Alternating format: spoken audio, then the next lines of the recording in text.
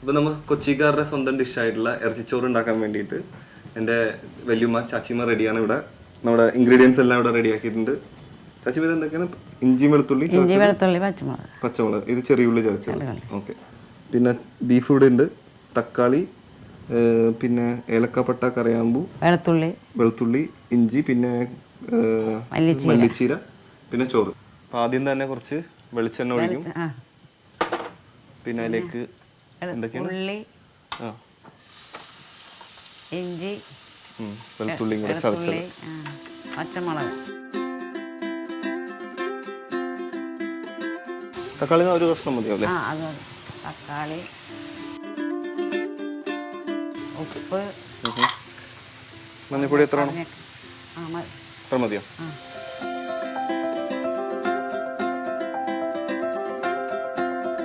അത് കഴിഞ്ഞിട്ട് എന്താണ് വേറെ അടുത്തത്?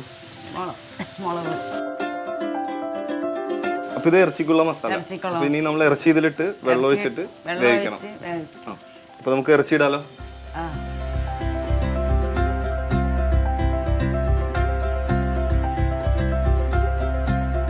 അപ്പൊ നമ്മള് ആദ്യം തന്നെ ചട്ടിയിലേക്ക് വെളിച്ചെണ്ണ ഒഴിച്ചു. ഇഞ്ചി, വെളുത്തുള്ളി, ചെറിയ ഉള്ളി ചതച്ചതും പിന്നെ പച്ചമുളകും കൂടെ ചതച്ചത് ചേർത്തിട്ട് ഒന്ന് വഴറ്റി അതിലേക്ക് തക്കാളി ഇട്ട്, പിന്നെ മഞ്ഞൾ, മുളക് പൊടി, ഉപ്പ് എന്നിട്ടിട്ട് നമ്മൾ എന്താ പറയുക ബീഫും ചേർത്ത് കുറച്ച് വെള്ളം അതിലേക്ക് ഒഴിക്കണം അല്ലേ? വെള്ളമല്ലേ ഒഴിക്കണ്ടേ? അപ്പോൾ ബീഫ് വേകാനുള്ള വെള്ളം അതിലേക്ക് ഒഴിച്ചിട്ട് നമ്മളത് അടച്ചു വെക്കണം.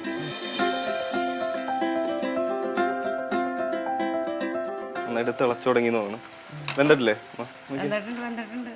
അപ്പോൾ നമ്മൾ ഇട്ട മസാല എല്ലാം എന്താ പറയുന്നത് നന്നായിട്ട് ബീഫിൽ പിടിച്ച് ബീഫ് നന്നായിട്ട് വെന്തിട്ടുണ്ട് നോക്കുമ്പോൾ അറിയാം. പക്ഷെ എനിക്കൊന്ന് പകുതി കുക്കായാൽ മതി അല്ലേ? ചോറിൻ്റെ കൂടെ ബാക്കി കുക്കാണുള്ളത് കൊണ്ടിട്ട്.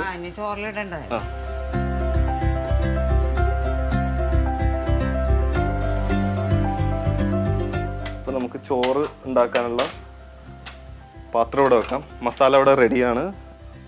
പാത്രത്തിലേക്ക് ആദ്യം വെളിച്ചെണ്ണ ഒഴിച്ച് പട്ട, കറിയാമ്പ്, ഏലക്ക,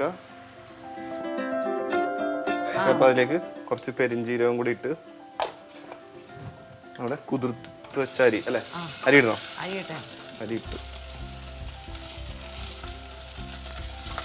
തീ കൊടുക്കണം. നമ്മുടെ ഇറച്ചിയുടെ മസാലയും കൂടി അതിലേക്ക് ഇട്ടിട്ട് ഇളക്കാം.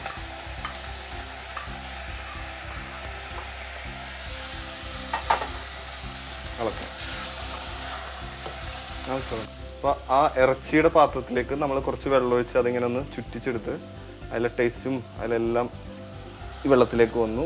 അത് നമ്മുടെ ചോറിലേക്ക് ഒഴിച്ച്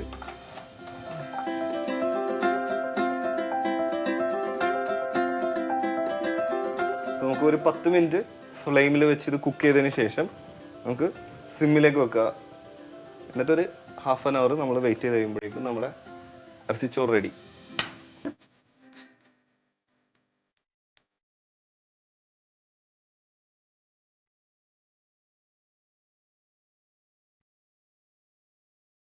ഇത്രയും ചെയ്ത് കഴിഞ്ഞു. അതിൽ ഒരു 10-15 മിനിറ്റ് കഴിഞ്ഞു. അപ്പോൾ നമ്മൾ തുറന്നിട്ട് അതിലേക്ക് കുറച്ച് മല്ലിച്ചീര ഇട്ടിട്ട് വീണ്ടും ഒരു 15 മിനിറ്റ് നമുക്ക് മിക്സ് ചെയ്യണം. മല്ലിച്ചീര ഇട്ടിട്ട് ഒന്ന് മിക്സ് ചെയ്തിട്ട് നമുക്ക്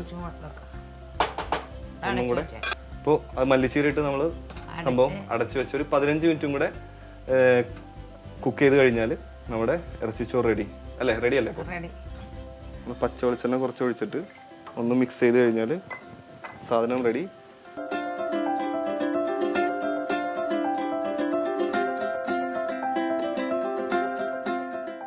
മലയാളം